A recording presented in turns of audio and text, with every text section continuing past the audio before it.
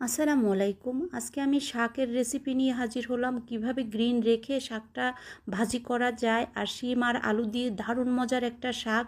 আর যাদের মাছ মাংস খেতে ভালো লাগে না তারা কিন্তু এই শাকটা ট্রাই করতে পারেন। আমি এখানে লাউ শাক নিয়েছি। এই লাউ শাকটাকে আমি ভালো করে বেছে নিব। লাউ শাকের মধ্যে কিন্তু পোকা থাকে, আর সুন্দর করে আঁশ ফেলে নিব। এই লাউ শাকটা যদি আমি যেভাবে রান্না করেছি এভাবে যদি আপনারা রান্না করেন এতই খেতে মজা। তারপরে নিয়েছি লাল আলু ছোট, আপনারা সাদা আলু লাল আলু যেটাই পান না কেন হাতের কাছে নিতে পারেন। এভাবে গোল গোল করে কেটে নিব আমি। আর আলুগুলো কেটেই কিন্তু সরাসরি পানির মধ্যে দিয়ে দিবেন, তাহলে কিন্তু আলুর থেকে কষটা বের হয়ে যাবে। আমি শাকগুলো ভালো করে ধুয়ে পরিষ্কার করে নিয়েছি। একটা প্যানের মধ্যে আমি দিয়ে দিচ্ছি শাকগুলা, তারপরে দিয়ে দিচ্ছি শিম। আর মনে রাখবেন শাকের মধ্যে যেন কোনো রকম পানি না থাকে।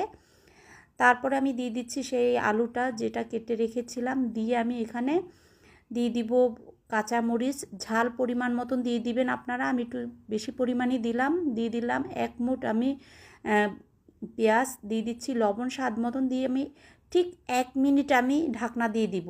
1 মিনিট পর কিন্তু আমি উঠিয়ে ফেললাম ঢাকনাটা। এখন আমি একটু নেড়ে দিব, আর কিন্তু আমি ঢাকনা দিব না, এটা এখন ঢাকনা ছাড়াই রান্না করব। দেখবেন শাক থেকে কিন্তু কিছুক্ষণ রান্না করার মধ্যেই দেখবেন শাক থেকে অনেক পানি বের হয়ে গেছে। এই অবস্থায় কোনোভাবে কিন্তু ঢাকনা দিবেন না। দেখুন পানি অনেক বের হয়ে গেছে। এই পর্যায়ে চুলাটার আঁচটা বাড়িয়ে কিন্তু পানিটা শুকিয়ে নেবেন। আর আমি ঢাকনা ছাড়া এটা রান্না করব, তাহলে ঢাকনা দিলে কিন্তু এই যে শাকের কালারটা এটা কিন্তু নষ্ট হয়ে যাবে। সেজন্য আমি এখন ঢাকনা আর দিবই না, পানিটা শুকিয়ে নিব একদম চুলা বাড়িয়ে দিয়ে। দেখুন এখন পানিটা অলমোস্ট শুকিয়ে গেছে। এই পর্যায়ে আমি আরেকটু চুলা বাড়িয়ে আরেকটু শুকনো শুকনো করে নিব। এখন আমি আরেকটা প্যানের মধ্যে আমি তেল নিয়ে নিচ্ছি, একটু বেশি পরিমাণ, শাক বুঝেই নেবেন। তারপরে আমি এখানে দিয়ে দিচ্ছি রসুন পরিমাণ মতন, আপনারা যে যতটুকু খান ওই পরিমাণ মতনই দিবেন। তারপরে দিয়ে দিব 4টা শুকনা মরিচ। এখন আমি ব্রাউন কালার হওয়া পর্যন্ত আমি এটা ভেজে নিব।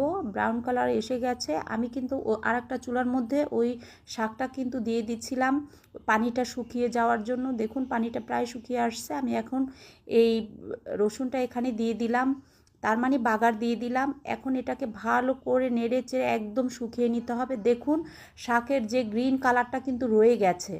আমি যেভাবে রান্না করেছি এভাবে রান্না করলে কিন্তু আপনাদের শাকের কালারটা, তারপরে আলু শিম সব সিদ্ধ হয়ে যাবে। আশা করি আমার এই রেসিপিটা আপনাদের কাছে ভালো লাগবে, আর ভালো লাগলেই আমার ওখানে সার্থকতা। আমার চ্যানেলটা অবশ্যই সাবস্ক্রাইব করে দিবেন, আর ভিডিওতে একটা লাইক দিয়ে দিবেন, পাশে থাকা বেল আইকনটা প্রেস করে দিবেন। দেখুন কত সুন্দর হয়েছে গ্রিন, আর খেতে কিন্তু খুবই মজা। আপনারা এটা বাসা অবশ্যই